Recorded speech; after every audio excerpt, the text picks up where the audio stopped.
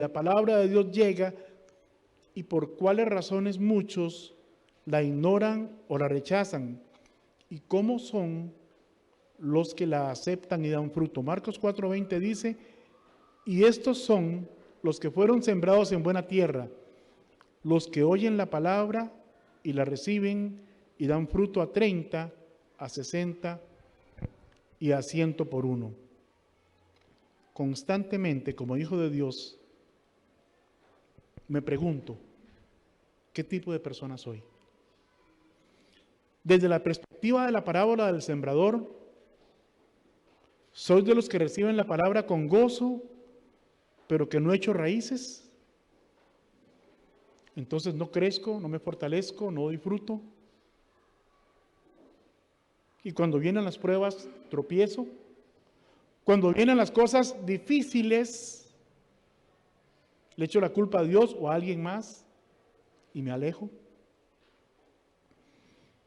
Soy de los que se dejan abrumar por los afanes del mundo, el deseo de trabajar mucho y hacer plata, y por ello no saco tiempo para las cosas de Dios y no doy fruto. O soy como los que fueron sembrados en buena tierra, que luego de recibir la palabra de Dios, empiezan, como aprendimos aquel martes con Mark Schuller, aquí en la iglesia, empezamos a amarla, a aprenderla. ¿Qué más? ¿A quién se acuerda? A aplicarla. ¿Qué más?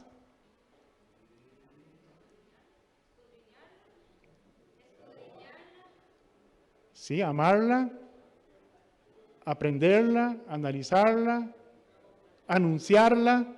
Me falta una, después me acuerdo. Si alguno se acuerda, bien, me gustó eso.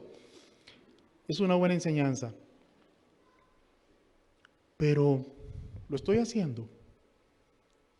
Estoy dando fruto. Porque si ustedes me preguntan qué tiene que ver la palabra del sembrador con que el reino de Dios es un misterio, bueno, vamos ahí a Marcos 4, a 11 al 12. Leamos desde el 10. Voy a recoger algo que dejé por ahí.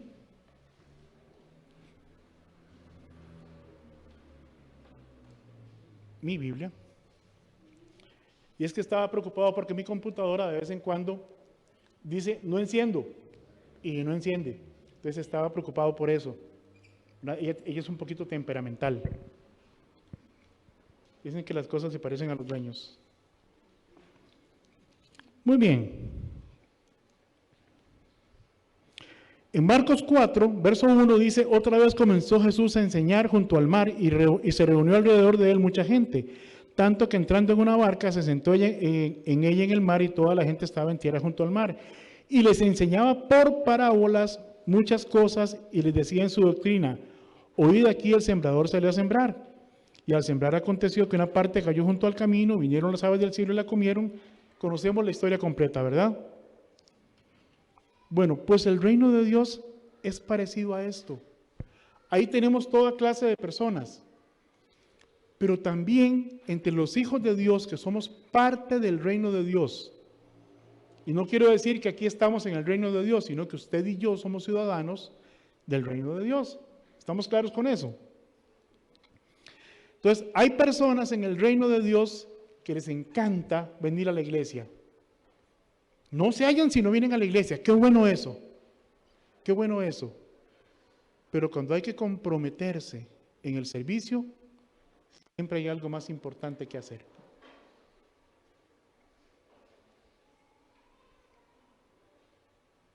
Hay otras personas que conocen la palabra, aceptan al Señor, pero vienen a la iglesia una vez al mes, una vez cada 3 meses, cuando cambiamos de junta directiva o algo así. ¿Me explico? Es decir, no tenemos compromiso. Hoy hablaba con Esteban, justamente ahora a la entrada del culto temprano cuando llegó. Y hablábamos de que hoy se vive un evangelio de emociones, pero no de convicciones. Y me llamó mucho la atención el tema que tocamos. Hoy vivimos un evangelio de emociones, pero no un evangelio de convicciones. Preguntémonos, ¿qué clase de personas soy en este reino de Dios que es un misterio? ¿Por qué es un misterio? Porque no lo entendemos. Yo no puedo decir que entiendo todo del reino de Dios, porque si lo entendiera, daría más fruto. Daría fruto y daría más fruto. Si entendiera que el reino de los cielos está cerca, que es inminente, daría fruto. ¿Cuándo fue la última vez que le testificamos a alguien de Jesucristo? ¿Cuándo fue la última vez que le anunciamos el evangelio a otra persona? ¿Cuándo fue la última vez que tuvimos el gozo, porque es un gozo, de orar con alguien en el momento en que se está entregando a Jesucristo como para que sea su Salvador? Eso es algo que debiéramos vivir cada día. Pero no lo hacemos porque la gente es dura. Sí, la gente es dura. Pero quizás somos más duros nosotros que no salimos a hacer el trabajo que se nos encomendó como embajadores del reino. ¿Cuáles son sus frutos? Piense desde que usted aceptó a Jesús como Salvador personal, desde que usted vino a los pies de Cristo. ¿A cuánta gente ha guiado a los pies de Cristo? ¿A cuánta gente le ha testificado? ¿Cuáles son mis frutos? Si no podemos comprender que como súbditos del reino de Dios tenemos que dar frutos que nos identifiquen como hijos de Dios, entonces el reino de Dios todavía es un misterio para nosotros. Los invito a leer las parábolas y a reconocerse en ellas e identificar qué ocupa cada uno en lo personal. Y cuando digo esto, yo no voy a pensar en Edgar, yo no voy a pensar